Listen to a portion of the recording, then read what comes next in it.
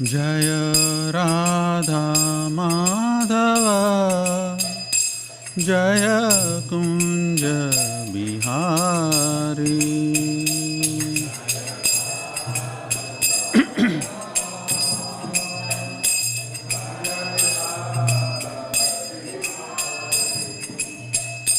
Jaya Radha Madhava Jaya Kunja Bihari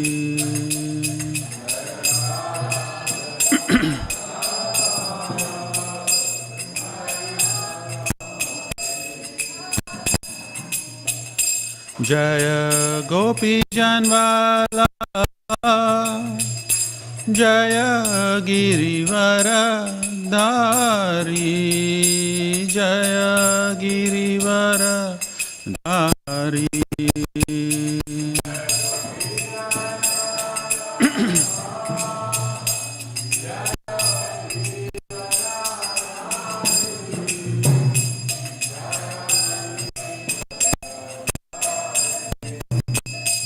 Jaya Gopi Janvalabha Jaya Girivardhari Jaya Girivardhari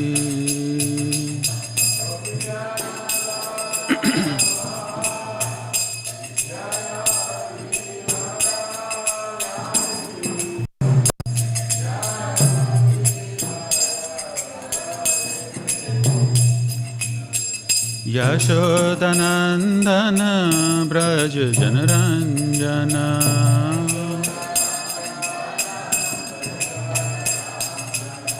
Yashodanandana Braja Janaranjana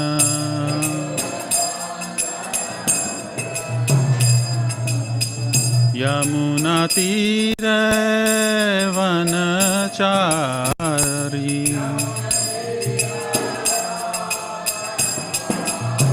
Yamuna Tire Vanachari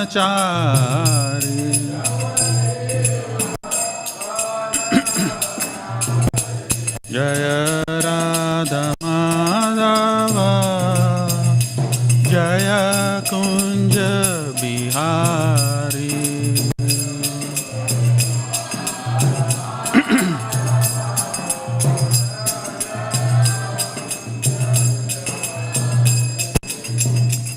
Jaya Radha Madhava Jaya Kunja Bihari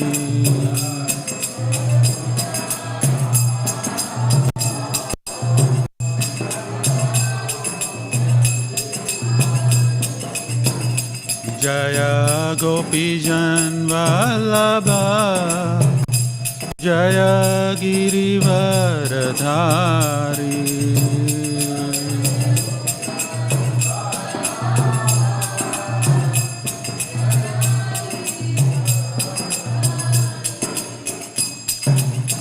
Yashodanandana Braja Janaranjana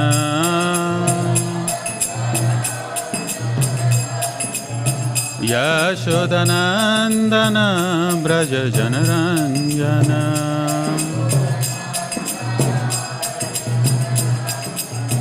Yamuna Tire Vanachari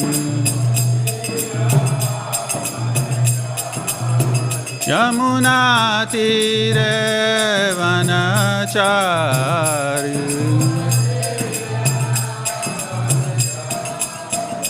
Hare Krishna Hare Krishna Krishna Krishna Hare Hare Hare Rama Rama Rama Hare Hare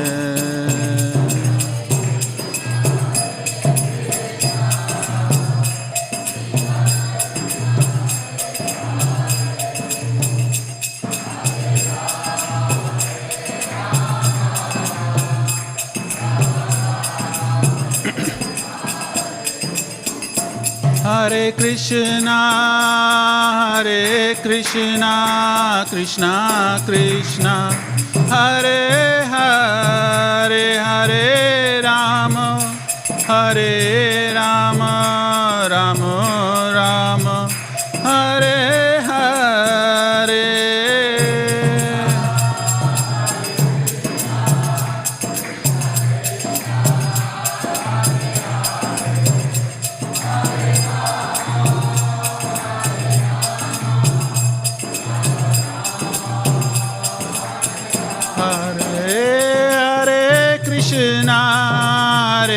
Krishna, Krishna Krishna, Hare Hare, Hare Rama, Hare Rama, Rama Rama, Hare Hare.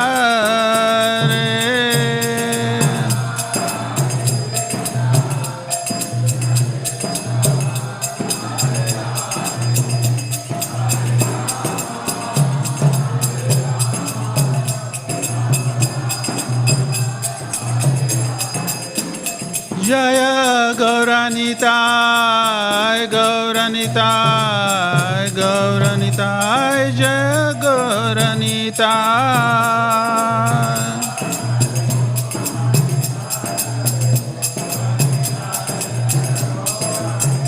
Jaya Jagannatha, Jagannatha, Baladeva, Jaya Subhadra.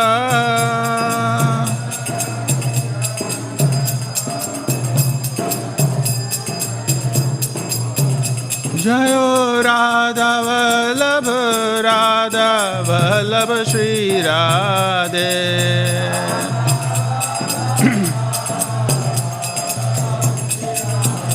Prabhupada, Prabhupada, Prabhupada, Jai Prabhupada.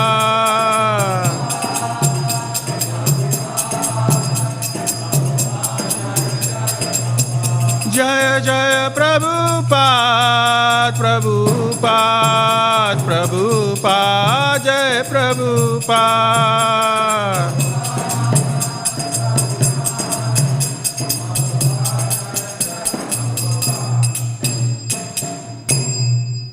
Namo Vishnupad Paramahamsa Pariyacharya Ashtotar His Divine Grace A.C. Bhaktivedanta Swami Śrīmad Prabhupada ki Ananta Koti Vaishnava Vrinda ki. All glories to assembled devotees. Hare Krishna. All glories to assembled devotees. All glories to assembled devotees. All glories to Sri Guru and Gauranga. All glories to Sri Guru and Gauranga. Prabhupada ki jai.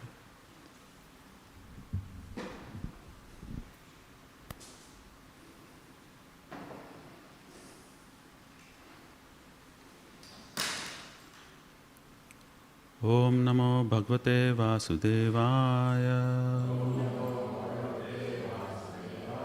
Om Namo Bhagavate Vasudevaya. Om Namo Bhagavate Vasudevaya. Naranam Namaskrityam Naram Chaiva Narottamam Devim Saraswatam Vyasam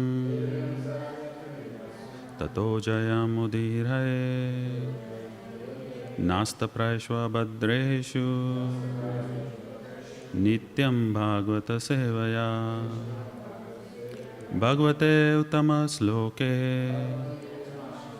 Bhaktir Bhavati Naisthiki.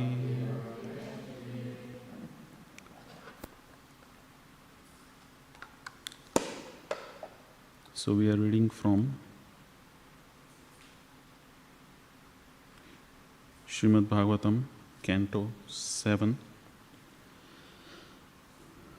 The creative impetus. This canto is named as the creative impetus, Uti. There are 10 subject matters in Śrīmad Bhāgavatam, and this one is Uti, the creative impetus. Chapter 3, Hiranyakashipu's plan to become immortal. In verse 34.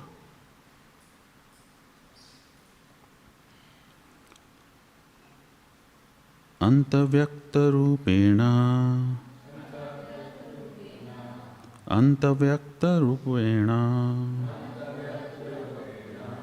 Yenedham akhilam tatam. Yenedham akhilam tatam. Chid asit chakti yuktaya.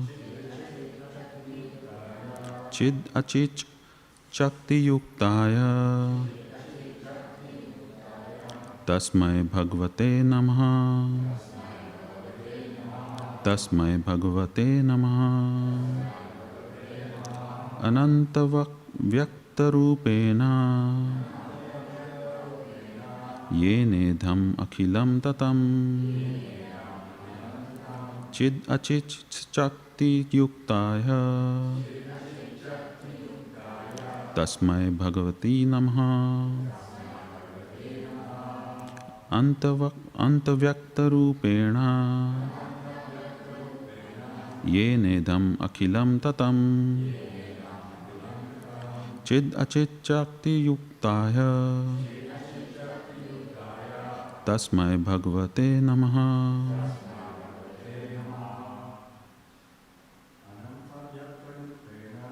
Ananta vyakta rupena. Yenedham akhilam tatam. Chidachit chakti yuktaya. Tasmai bhagavate namaha. Ananta vyakta rupena. Yenedham akhilam tatam. Chidachit chakti yuktaya. Tasmai bhagavate namaha. Ananta vyakta rupena. Yenedham akhilam tatam. Chidachit chakti yuktaya. Tasmai bhagavate namaha. Mataji. Ananta vyakta rupena. Yenedham akhilam tatam. Chidachit chakti yuktaya. Tasmai bhagavate namaha. Ananta vyakta rupena. Yenedham akhilam tatam. Chidachit chakti yuktaya. Tasmai bhagavate namaha. Ananta vyakta rupena. Yenedham akhilam tatam. Chidachit chakti yuktaya. Tasmai bhagavate namaha. Word for word meaning. Ananta avyakta rupena.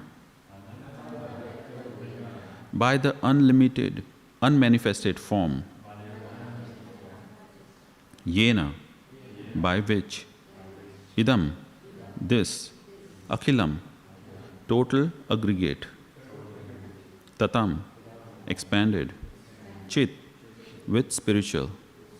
Achit, and material. Shakti, potency. Yuktahaya, onto he who is endowed. Tasmai, onto him. Bhagavate, onto the Supreme Personality of Godhead. Namaha, I offer my respectful obeisances. Translation and purport by His Divine Grace A.C. Bhaktivedanta Swami Śrīla Prabhupada ki Jai. Translation. Let me offer my respectful obeisances unto the Supreme, who is His unlimited, unmanifested form, who in His unlimited, unmanifested form has expanded the cosmic manifestation, the form of the totality of the universe. He possesses external and internal energies and the mixed energy called the marginal potency, which consists of all the living entities. Please repeat. Let me offer my respectful obeisances unto the Supreme, who in His unlimited, unmanifested form has expanded the cosmic manifestation, the form of the totality of the universe. He possesses external and internal energies and the mixed energy called the marginal potency, which consists of all the living entities. Who is speaking this?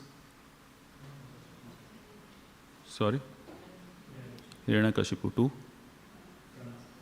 Brahma, Lord Brahma. Purport.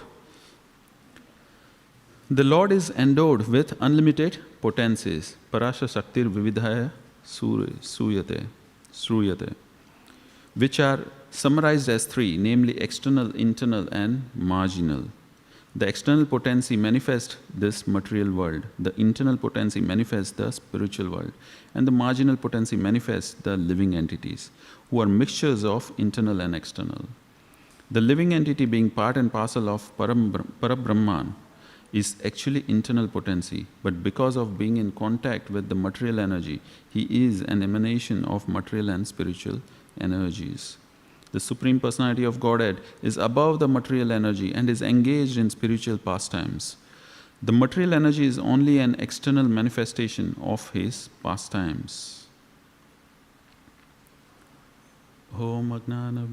Om Agnanatimirandasya Jnananjana Salakaya Chakshurunmilitam Yena Tashmai Shri Gurue Namah Shri Chaitanya Manobhishtam Stapitam Yena Bhutale Swam Rupa Kadamayam Dadati Swapadantikam Vandeham Shri Guru Shri Yutha Padakamalam Shri Gurun Vaishnavamsha Shri Rupam Sahagrajatam Sahagana Ragunatham Vitam Tam Sajivam Sadvaitam Sahavadhutam Parijana Sahitam Krishna Chaitanya Devam Shri Radha Krishna Padan Sahagana Lalita Shri Vishakan Vitamscha He Krishna Karuna Sindhu Deen Bandhu Jagatpate Gopesha Gopika Kanta Radha Kanta Namostute Tapta Kanchana Gaurangi Radhe Vrindavaneshwari Rishabhanu Sute Devi Pranamami Hari Priye Vanchakalpatarobhesha Kripa Sindhubhevacha Patitanam Pavanebhyo Vaishnavebhyo Namo Namaha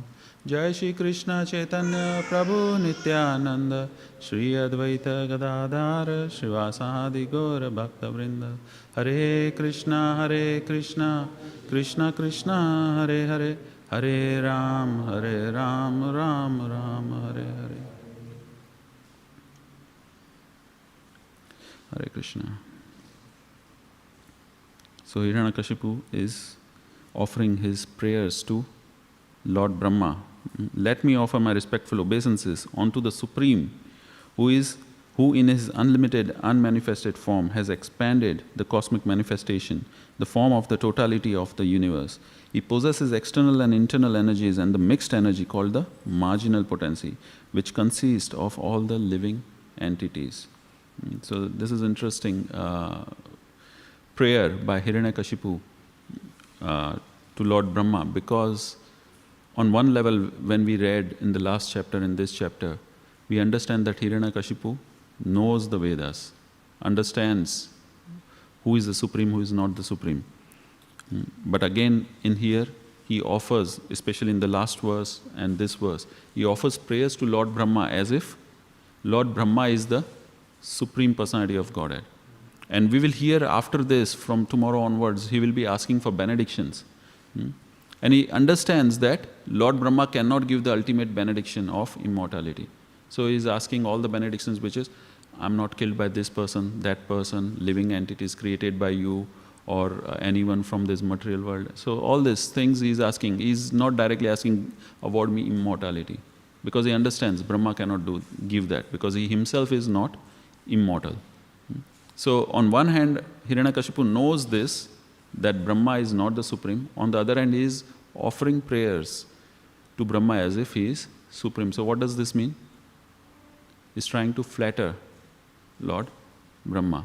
When you want something and you glorify the person, it becomes easy to get things from that person. So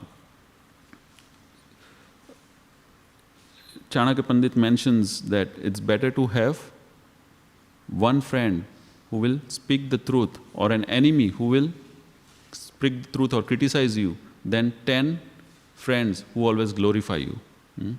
So it's better. And he says, if you find a person who always criticizes you, keep him by your side, keeping next to your side. Because as soon as you do something wrong, he will immediately point it out. Hey, you are doing this mistake. And which is a great advantage for a person, especially who is wanting to progress in spiritual life. Because padam padam yat vipadam. And this is more true in the spiritual life. Every step there is danger. And it's an interesting point in the 4th canto we heard the pastime of Bharat Maharaj, who was on the topmost platform, Bhava platform it is mentioned. He was on the topmost platform of devotion. But when he went to the forest to finish, he renounced the entire kingdom. He had an opulent kingdom, he had children, wife, everything he renounced. He went to the forest to perfect his life. But what happened? He fell down. And what was the reason? One of the reasons is given is he did not have association, he did not associate with devotees who could point him out that hey, you are deviating from the path of devotion, path of devotional life. So he had to take birth again as a deer, but in that next life he did not make the same mistake. He was staying in the ashram of devotees, hearing every day. So anyways, coming back to here, so Hiranyakashipu knows that Lord Brahma is not the supreme, but still is glorifying. And we see this very similar thing in the 1st chapter of Bhagavad Gita. Who was glorifying whom? Anyone knows? In the 1st chapter, right in the beginning of Bhagavad Gita.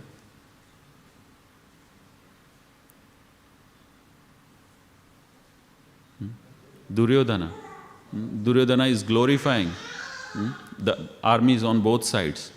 And then finally he says, but Pitama Bhishma and Dronacharya, you are there, so I don't have to worry. You are the best of all, and he's glorifying. So there also Srila Prabhupada points it out, the duplicitous nature of demoniac nature of people who always, to have their own meaning, to have their own work done, they would glorify and flatter people. So just to understand where does this come from, Hiranyakashipu, this personality.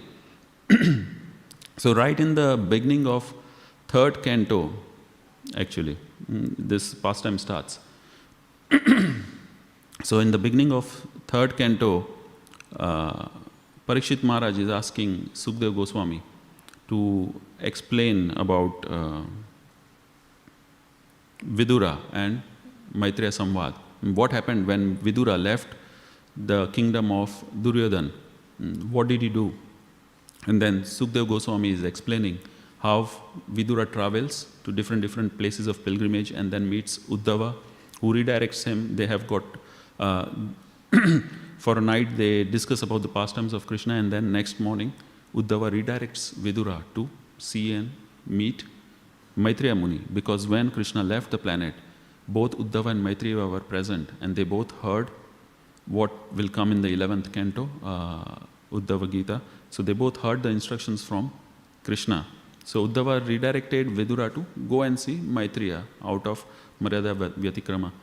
That Maitreya was senior, Vidura was senior. So Uddhava said, I am junior to you, so you go and meet Maitreya Muni and he will instruct you about the last instructions that we got from Krishna.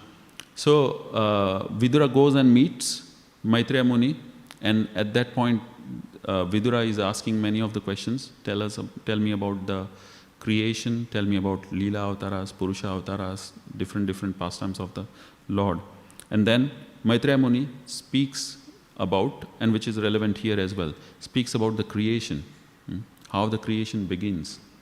Here we see Hiranyakashipu is glorifying Lord Brahma as, first he's saying controller of the 3 modes. Then in this set of prayers, he's saying you are the creator, maintainer and destroyer of this universe. You are the original personality within this universe.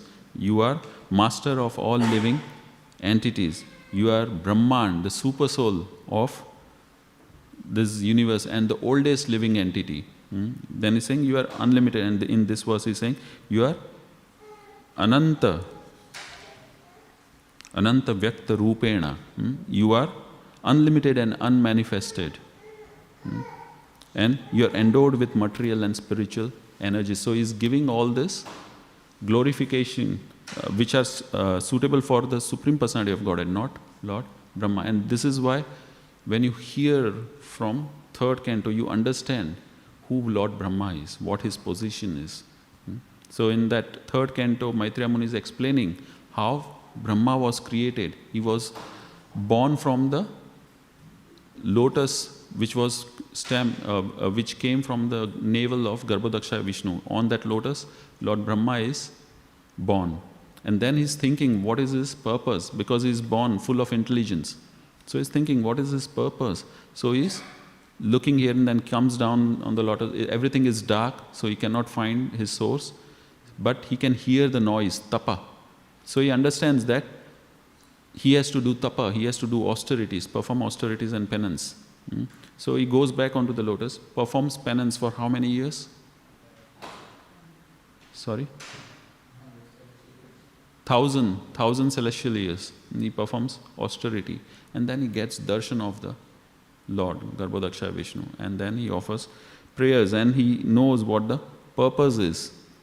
And so Hiranyakashipu knew, and he's mentioning in his prayers, that Lord Brahma got this position by doing austerity, by offering prayers to the Supreme Lord.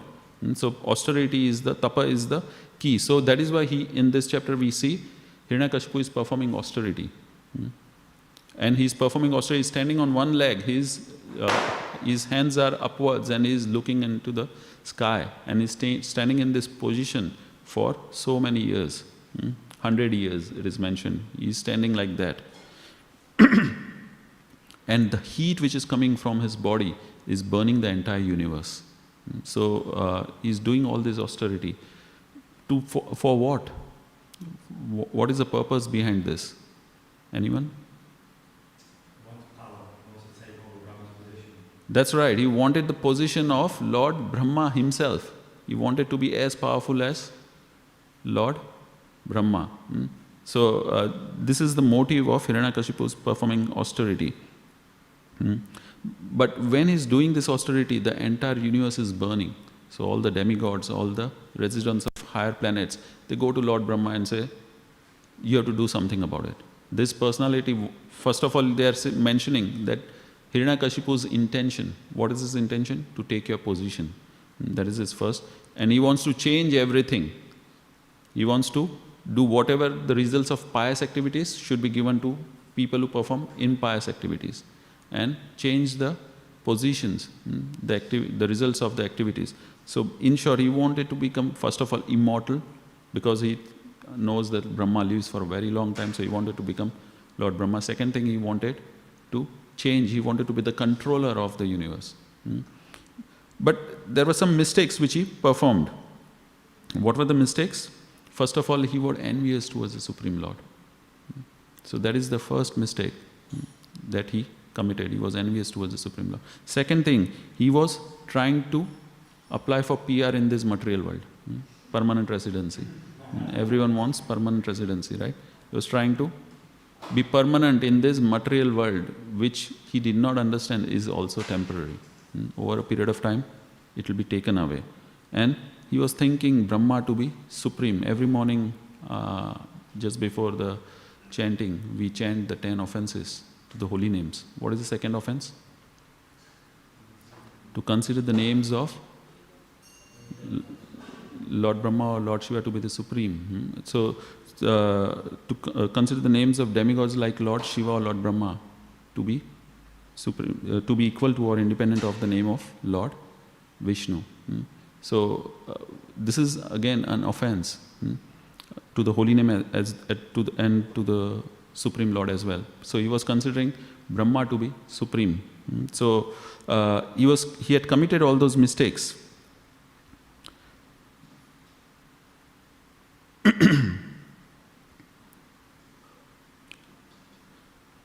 So even though he committed these mistakes, but it is mentioned he worshipped the wrong person. He should have worshipped Supreme Lord.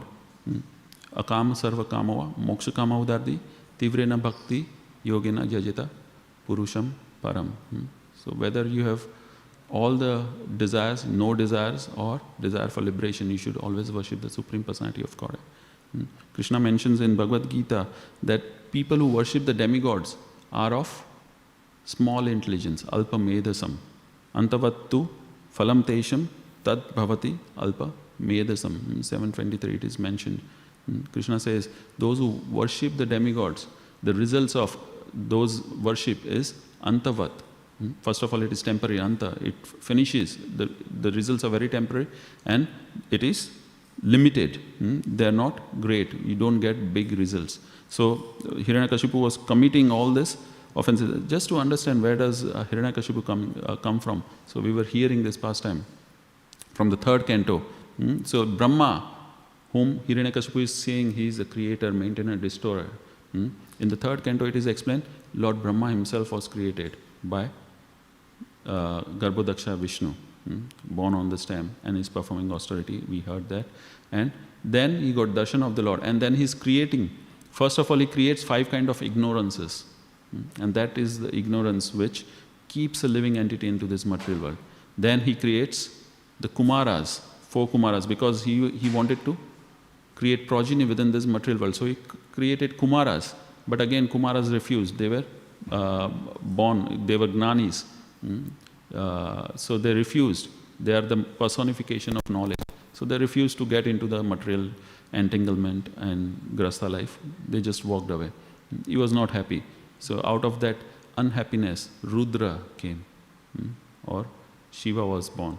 And immediately as soon as Rudra was born, he gave the same instruction to create. And Rudra created all the demoniac ghosts, goblins, all those people, and they started destroying the place.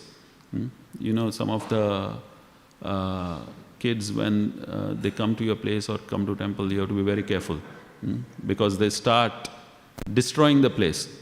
So Brahma saw and he said, stop. You better don't create right now. First of all, go and perform austerity, and when the time comes for destruction, we will call you back. So Rudra goes.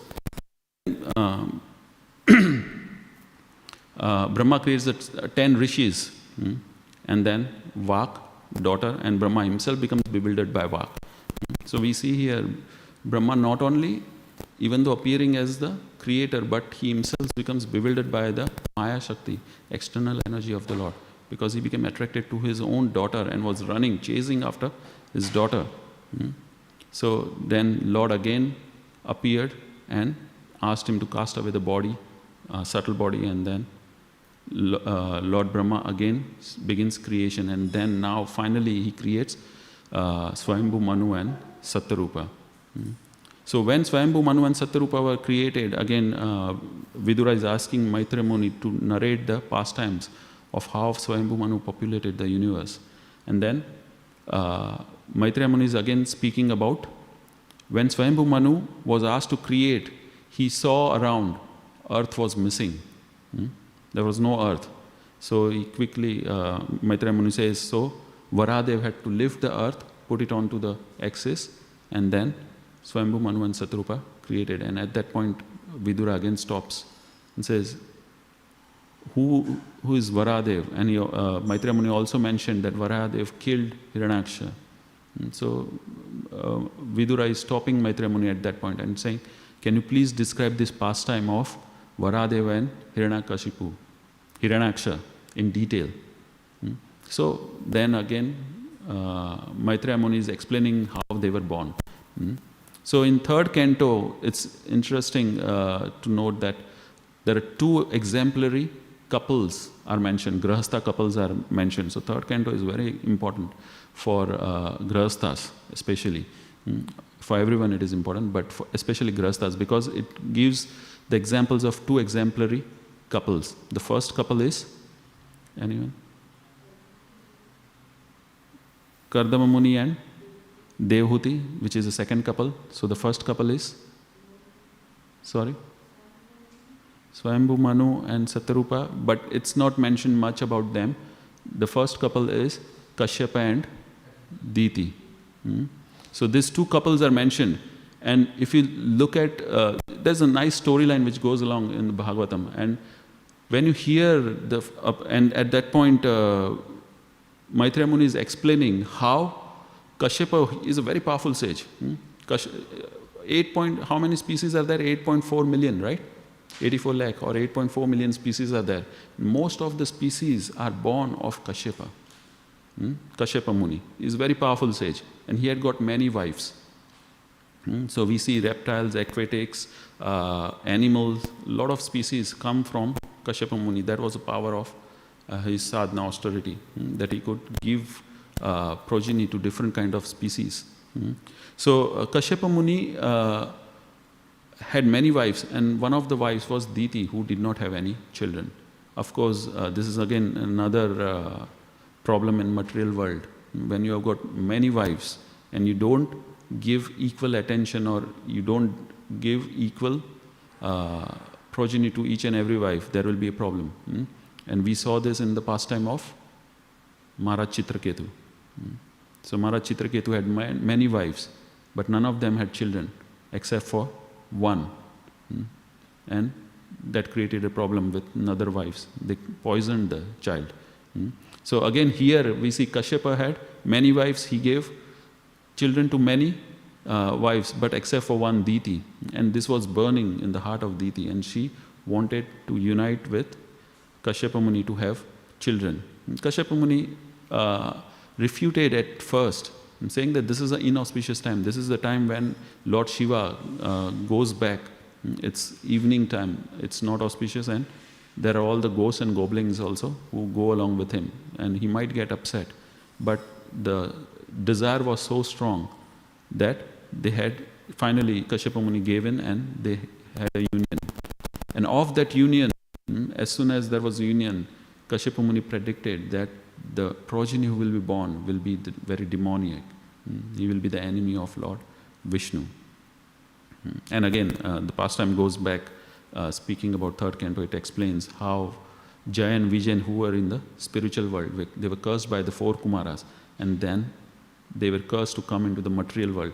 So Hiranyaksha and Hiranyakashipu are none other than Jaya and Vijayan, who are the associate of Lord Vishnu in the spiritual world. So Kashyapa Muni predicted that these two will be very demoniac. And as soon as when the Hiranyaksha and Hiranyakashipu were in the womb of Diti, everything became dark and gloomy, and all the demigods were fearful. What will happen when these personalities will born? So finally, Hiranyaksha and Hiranyakashipu are born, and then this whole pastime we are hearing, they are residents of spiritual world, cursed to come down, and then what we hear here is like Hiranyaksha is already dead, and now Hiranyakashipu is performing austerity and glorifying Lord Brahma. So that is where we are at. So it is mentioned, he's mentioning Brahma as Anta Vyakta, but we know from Lord Brahma himself. He mentions in Brahma Samhita, Advaita Achyutam, Ananta, Anadim Ananta Rupam, Addan Puranas Purusham, Navyavanam Cha. So Lord Brahma himself is glorifying Lord Krishna as Advaitam. There is no one who is equal to him. Achyutam, he does not decay. Everything in the material world deteriorates, but Lord is Achyutam. He does not decay. Anadim, who nobody is before him.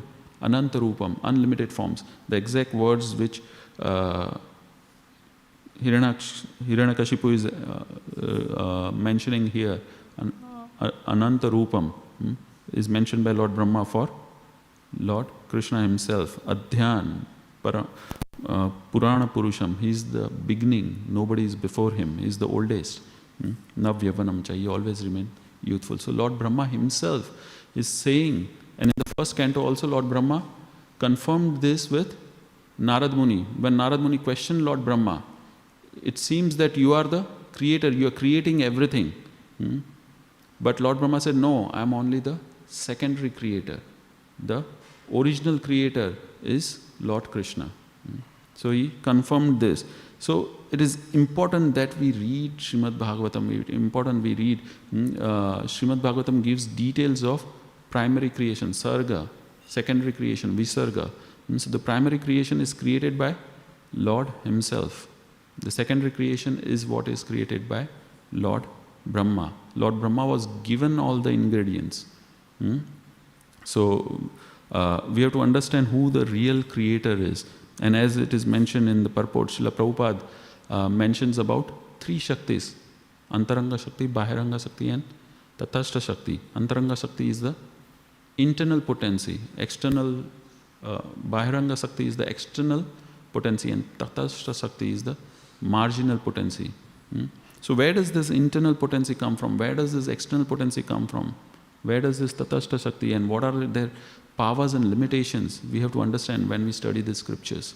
In Lagu Bhagavatamrita, Srila Rupa Goswami gives details about different incarnations, different aveshas and kalas and pumsas. So different categories, categorically he is narrating. Also in Chaitanya Charitamrita, in the Madhya Lila 20th chapter, Chaitanya Mahaprabhu is instructing Sanatana Goswami about this, quoting Lagu Bhagavatamrita again. So the scriptures gives us insight into the category. So when we read, when we study the scriptures, we get to understand who is the Supreme, who is and each and every personality's position in this material world. In Bhagavatam itself, first chapter, first canto, third chapter, what is the title? Anybody knows the title of third chapter of first canto? Sorry? Divine and Divine, that is second chapter. Divinity and divine devotion, that speaks about devotional service. The third chapter is Krishna is the source of all incarnation. In that 28th, so in that list of all the incarnations are given, and finally Suta Goswami is explaining, but ete chamsa kalas pumsam Krishna stu bhagavan swayam indrari vakulam lokam madayanti yuga yuga. So everyone is either amsa or kala. Amsa is the direct expansion of the Lord, and kala is the expansion of the Lord. So either everyone is the plenary portion of the Lord or portion of the plenary portion of the Lord. Chamsa or amsa or kalaha, pumsam. But Krishna stu bhagavan swayam. But Krishna, you are the supreme personality of Godhead. So in Chaitanya Charitamrita, where Chaitanya Mahaprabhu is quoting Lagu Bhagavatamrita, it is mentioned Krishna exists in 3 forms. Krishna exists in 3 forms, 3 principal forms. And the first one is Swayam Rupa. The second one is Tad Ekatvam Rupa. And the third one is Aveshas. So Swayam Rupa is Krishna himself. Nobody can take his position.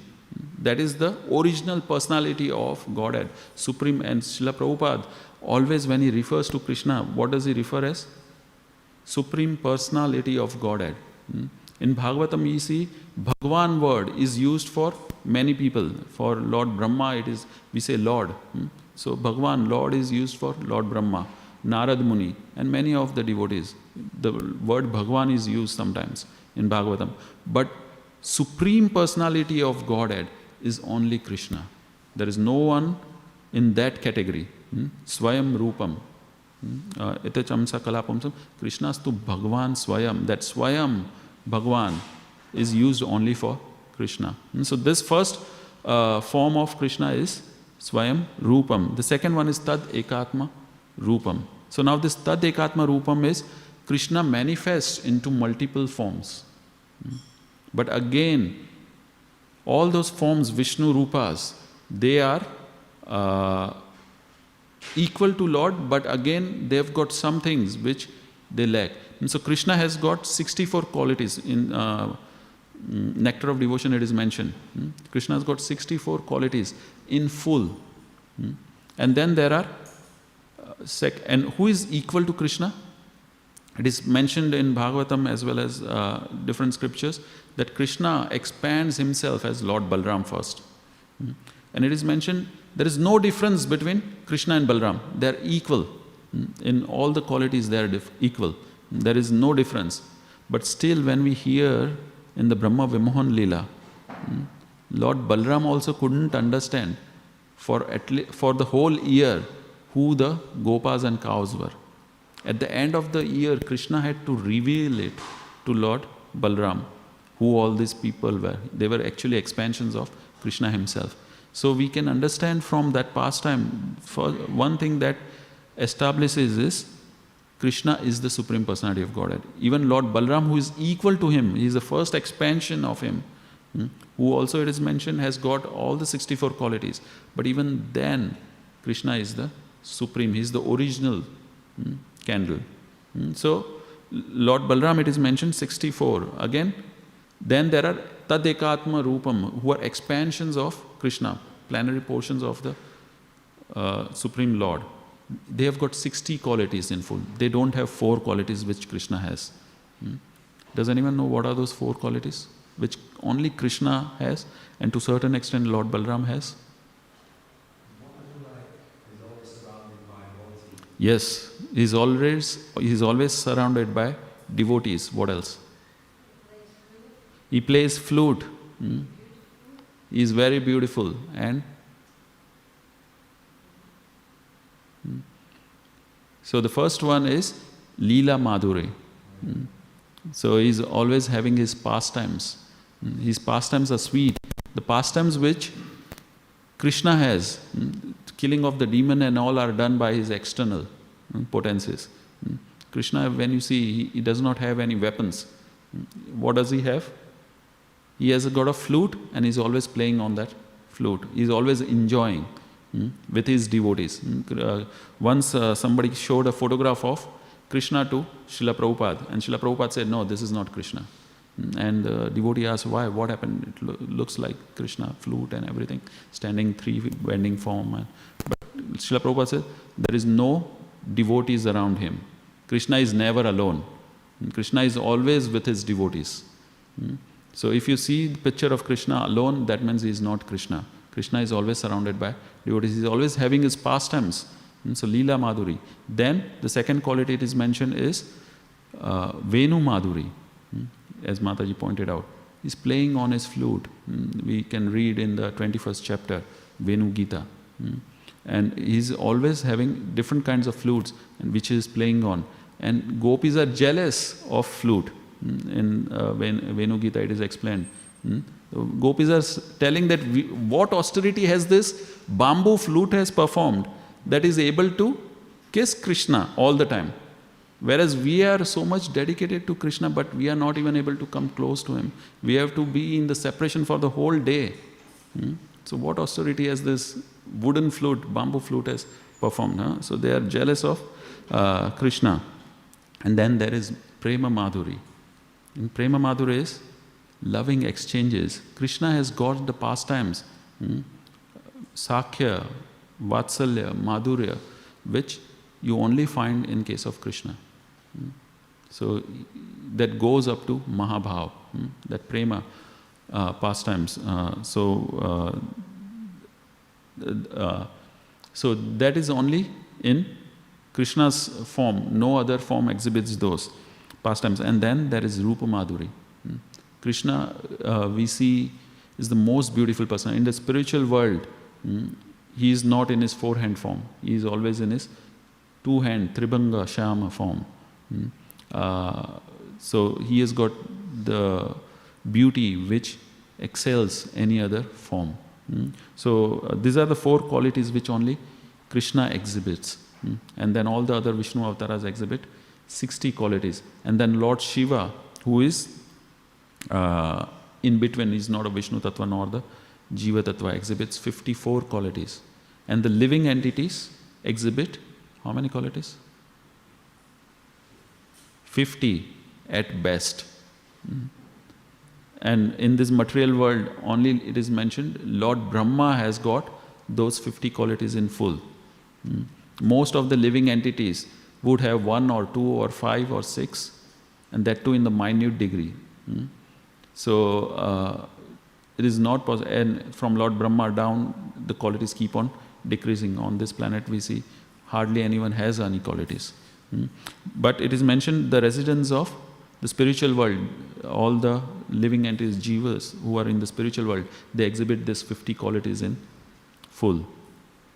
So like this we see Swayam Rupa is Lord himself. Then Lord Balram expands.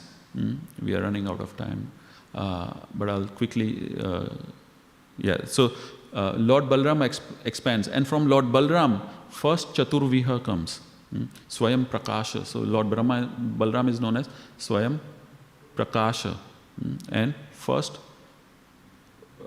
Chaturviha expands, Vasudev, Sankarshan, Pradyumna, and Aniruddha, and there is more details to that in Laghu Bhagavatam Rita, it is mentioned.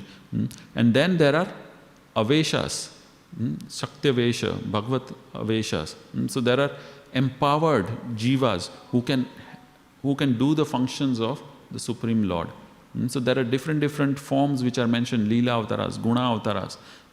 So when we read the scriptures, we get information about the hierarchical categories of how different forms are, and who is the original, who is the secondary. So it is very important to understand how different things manifest into this material world, and that is why we see in the first 3 cantos itself, or in the first 5 cantos, creation is mentioned the most. In the 2nd and 3rd canto itself, it has been mentioned 3 times. Creation. And one may think, what is the need of creation? Why can't we just hear about Krishna? Just go on to the 10th canto and hear about Krishna. But it is important. If we don't have the right understanding of how different forms manifest, how the creation manifests, then we will commit the same mistake which Hiranyakashipu is committing here. Understanding Lord Brahma is the original, or understanding some demigod is the original person and worship that demigod, and ask for things which are alpamedasam, antavat, which are temporary and limited. So I'll stop here. Are there any questions, comments? Yes, Mother.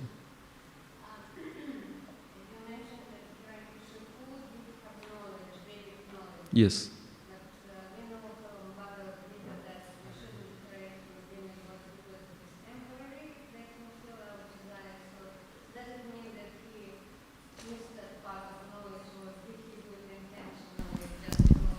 Yeah, that is because of the envy. So Mataji's question is, even Hiranyakashipu had all the Vedic knowledge, so how come he missed that part which is mentioned in Bhagavad Gita, to not worship the demigods? So yes, that is the nature of envy. When you are envious towards someone, you will not see the good qualities of that person. Even though you know that person is good, but you will still perform offenses, you will commit aparadhs towards that person. And similarly, we see, and there is a purpose why Hiranyakashipu and Hiranyaksha were born. They were born as envy personified towards the Lord. So, because of their envy, because of their hatred towards the Lord, even though from Shastra he knew everything, that Lord is the Supreme, but still he is thinking now, Brahma is the Lord. So, he couldn't see that Krishna is the Supreme Personality of Godhead. So he made that position, he gave that position to Lord Brahma rather than Krishna himself. Yes. So that is the nature of envy. You don't see the good qualities of other person. Any other? Yes, Mother. Thank you, Mother. Hare Krishna. So as you're speaking about envy, I've heard somewhere that in spirituality, envy is not bad in one sense, because you dovetail all your envy or greed or pride, whichever way you use that in service of Krishna. So when you see other devotee perform devotional service and you're envious of that, is that a good thing to help you progress further in devotional service, that you want to follow their footsteps and get better, or does that make you fall down? Yeah, so it's a nice point. I had read one article once, and it mentioned about envy and jealousy. What is the difference between them? Envy is something, and in that article it was mentioned, envy is something where you don't like that person. At the same time, you don't like that person to progress as well, and you try to do things so that that person falls down. Whereas jealousy is something where you see that you don't like that person. Of course, that is common. You don't like the progress of that person, but you don't try to make that devotee or person fall down, but you try to improve yourself so you can become better than that. The example is, if you look at the car standing outside, somebody has got a better car than yours, then you won't have a desire for having that car. And you will work hard to get that car. That is jealousy. But envy would be, you don't like that person's car, you scratch that person's car, and then you don't do anything about having to improve yourself so that you can buy that car. That is envy. Got the difference between the two? So envy is something where you want to destroy the other person's progress or prestige or whatever. So Hiranyakashipu had envy or jealousy. Envy, he wanted to kill Vishnu. He was an enemy of Vishnu. And that is what was, and the same thing with Ravana. Ravana understood him. When Ravana kidnapped Mother Sita, Narad Muni took Ravana and showed him, look at this mountain, gold mountain. In your previous birth as Hiranyakashipu, this was your earring. And this is how huge you were. And the same Ram in his last birth as Narsimha killed you. So don't think you will win against Lord Ram. He knew that. But the lust, the envy, the nature of that, all this, it's a disease where you don't see, even though you understand, you hear, people give you good advice, but you will still not take it. And then we know what happened to Ravana. So this is envy. And in the spiritual world, you mentioned a nice point. People have envy in the form of jealousy. But they all want to serve Krishna. And they want to improve themselves so that they can serve Krishna in a better way. They don't have envy or jealousy in the way that they would destroy the prestige or person's reputation. But they will improve themselves so that they can serve better. So understood the difference. Thank you, Prabhu. Any other questions, comments? Yes, Prabhu.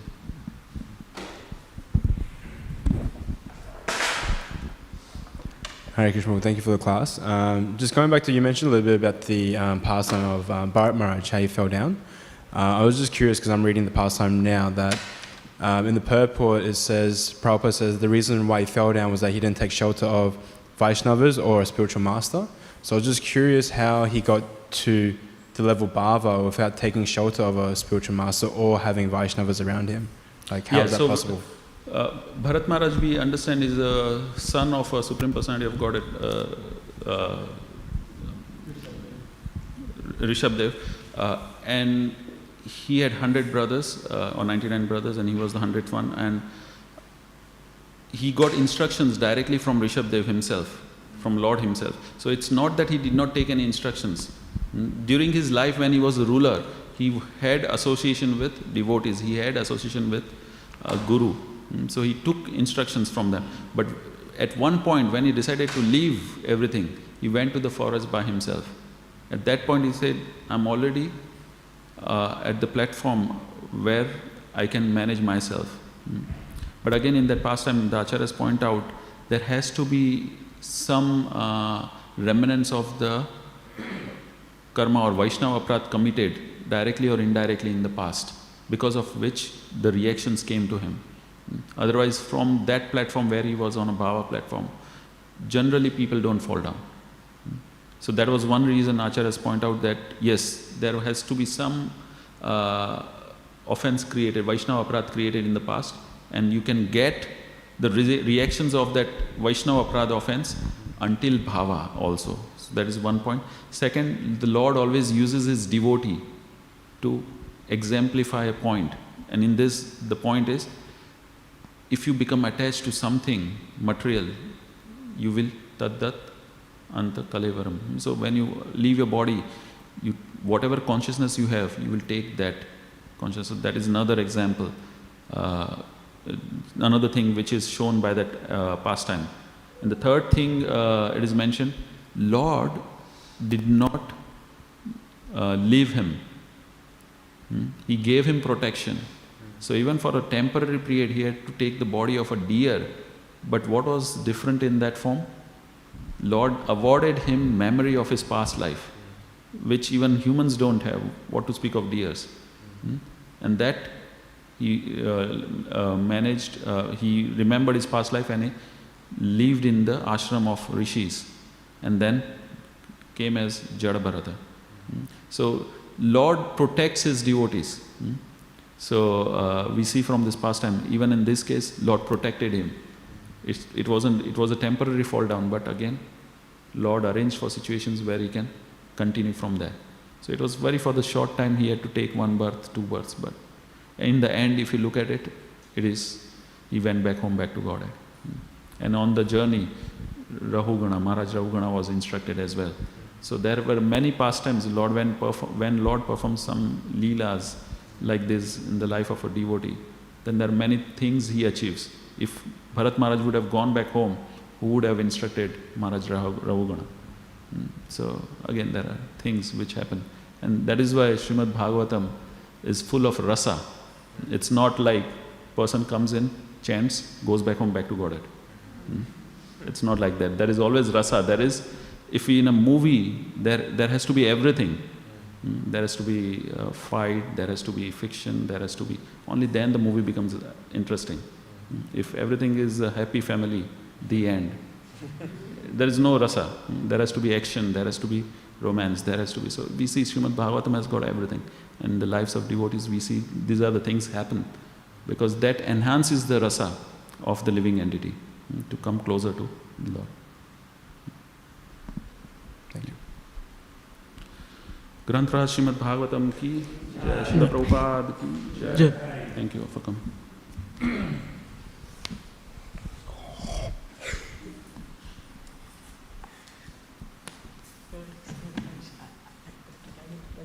Huh?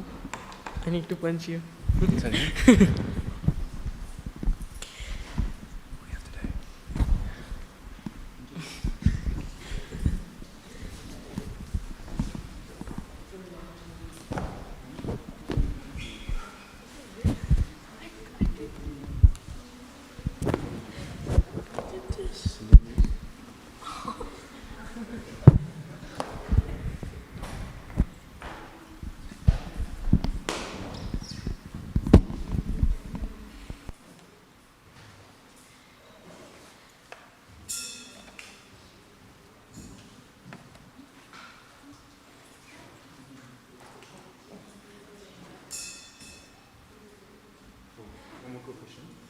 said it was Vaishnava-Acharya, and the third was Prabhupada said that at that point there wasn't any reaction that you had from karma. It was just the arrangement of the Lord. And also in the purport, if you read, not in the purport, in the translation itself, Sukha Goswami mentions that he purposefully fell down. Yeah, that's right. Purposefully, what does that mean?